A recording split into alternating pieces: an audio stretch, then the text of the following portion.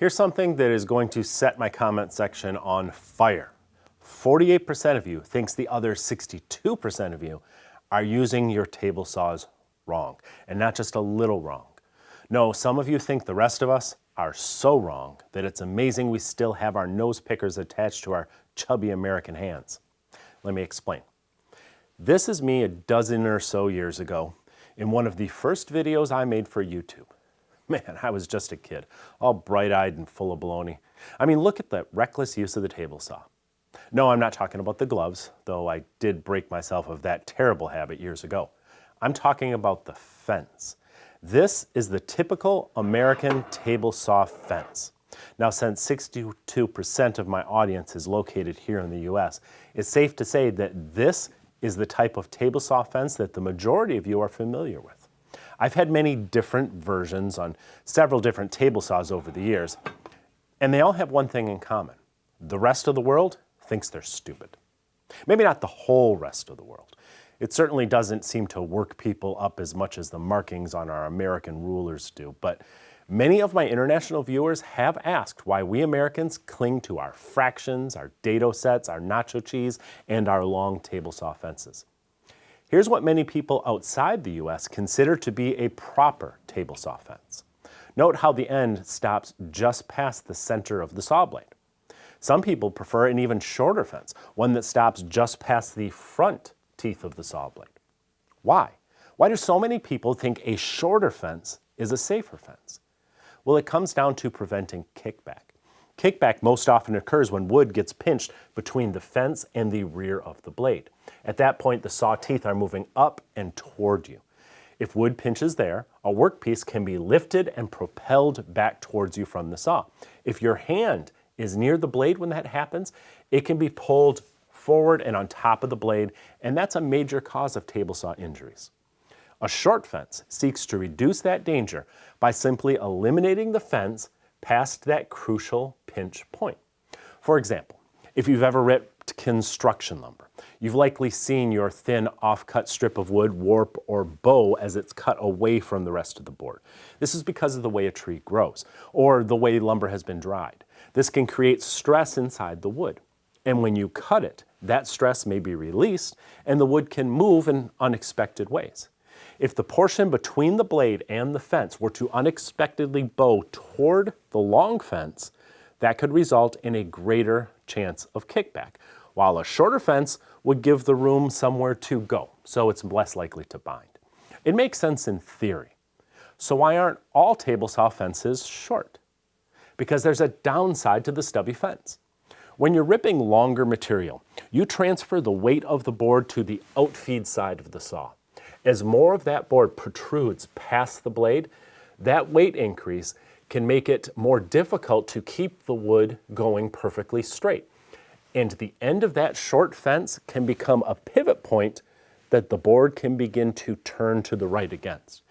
As it does, the leading edge is then forced toward the front of the blade where the cutting teeth begin to remove a little more material. This can lead to inconsistent cuts, be it an edge that isn't perfectly straight, or you might see more blade marks and even scorching. This problem is multiplied when you're working with large sheet goods. If you've ever cut a full or half sheet of plywood on a table saw, you know how you have to be diligent to keep it against the fence during the cut, and how even small movements can cause that sheet to lever away from the fence a little bit. Imagine if your fence was a foot or more shorter. The job then becomes more difficult.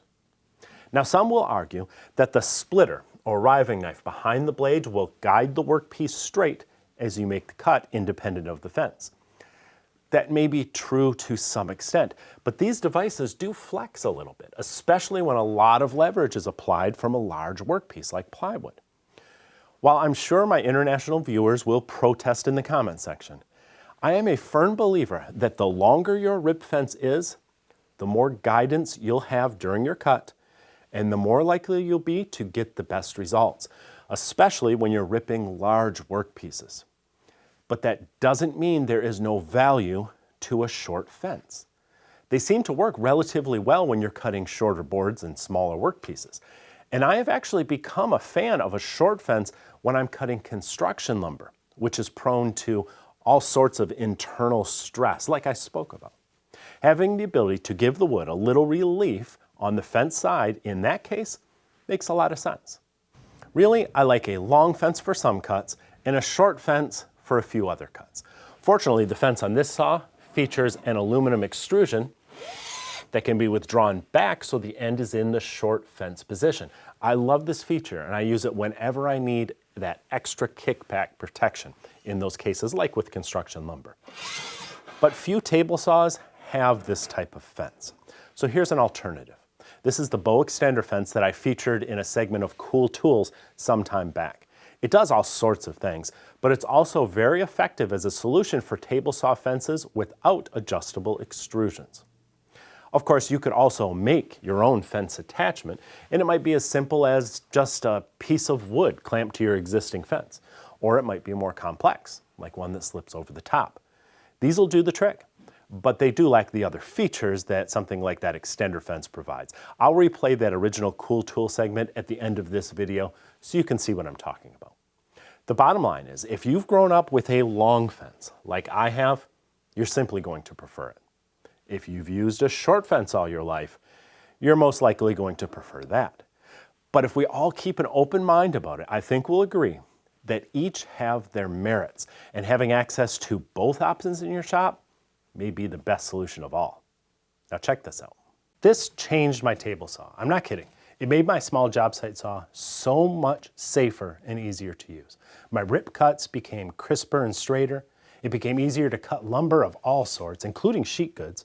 I no longer have to worry about work pieces flipping up at the end of the cut. My dados and grooves and other joinery are more accurate, and most importantly, I'm far less worried about getting a dangerous kickback. All of these benefits came from a single attachment that pops on and off with ease.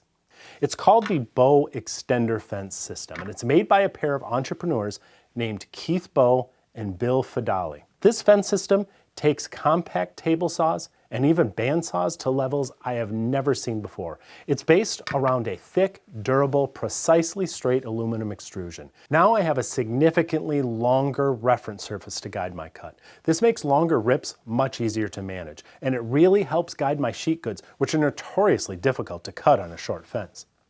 You can also adjust the extrusion if you want more guidance on the infeed side or the outfeed side. And you can even position it like a European fence so it ends just ahead of the center of the blade and gives your crappy construction lumber some relief to avoid blade pinches and potential kickbacks. But it gets even better when you add the optional stock supports to the bottom.